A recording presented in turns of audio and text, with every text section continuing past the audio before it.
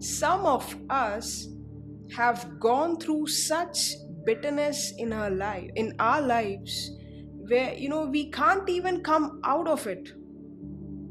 You are still stuck, in your failures in the past, in your past relationships. You have had people who have spoken things that they should not be speaking over you, and there's so much bitterness in your heart. We are not even, we are saying it was not fair. What happened to me was not fair. Look at this girl. What happened to her was not fair either. Imagine now, she is, with her family, she's enjoying her family life. Just imagine, okay, she's coming back from school, she has a schedule, she plays with her friends, and suddenly on one fine day or one bad day, a raid of, the destructors come, a raid, an army of from the enemy camp. They just come on horses and they just pick you and take you away. What happened to this girl was not fair, right? From being a darling in the house, from being a pampered daughter in the house, a free girl, now she's carried away forcefully. She is cut off from her family, from her loved ones. Can you imagine the pain that she must be going through? In her young mind, there may be so many questions, and she is being dragged. You think, when you take somebody as a slave, that you treat them well?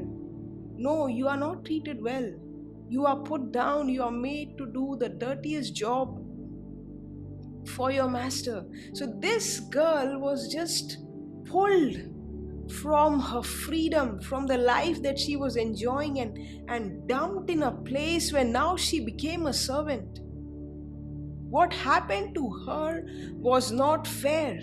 So I agree that what has happened to you maybe was not fair. But there's something greater than fairness, and that is favor. One moment of God's favor upon your life, which you attract because of your right attitude, can whitewash every unfair thing that has happened to you. This girl could have easily, rolling in her pity party. She would have been wailing, she would have been crying, I want to go back to my mama, I want to go back to my dada. But here she was being carried and put in a place, and now she's serving. And yet she has a heart that is thankful. She's not grumbling, she's not complaining. You know how I know she has a thankful heart? Because only a thankful heart can think of somebody else. A heart that is filled with bitterness, a heart that is filled with bitterness even against God, against the people in your life, that heart is always focused on me. What about me? This happened to me. You don't understand. I could have done MBA abroad, but this happened to me. God put me in a family where my parents cannot even afford to pay my fees. Me. I have been living with this sickness. That's not God's problem. That's your problem. If you are facing, stints of depression, it's because you are focused on yourself, throwing a pity party all the time. And let me tell you something, God is never, as good the God that He is never attracted to pity parties. He never goes for pity parties, no matter how much you invite. We somehow think that we sharing our stories with others, and we have that victim mentality. You share this happened to me, and then oh my God, what happened? And the person says, oh, this shouldn't have happened to you, and what, so much you have gone through. They should not have sacked you from your job. It is so painful.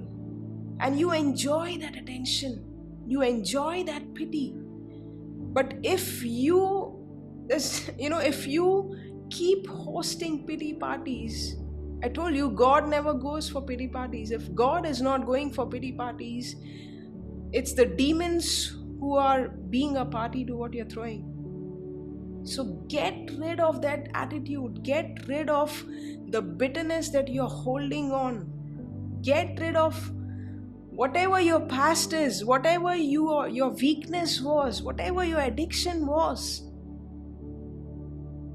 Carry a thankful heart, because when you carry a thankful heart, things will begin to change in your life, because now over that was unfair to you, the favor of God will come, and it will come like such a mighty flood that it will blow you off your feet. That's your God. He will say that, oh, now I see my daughter is talking my language.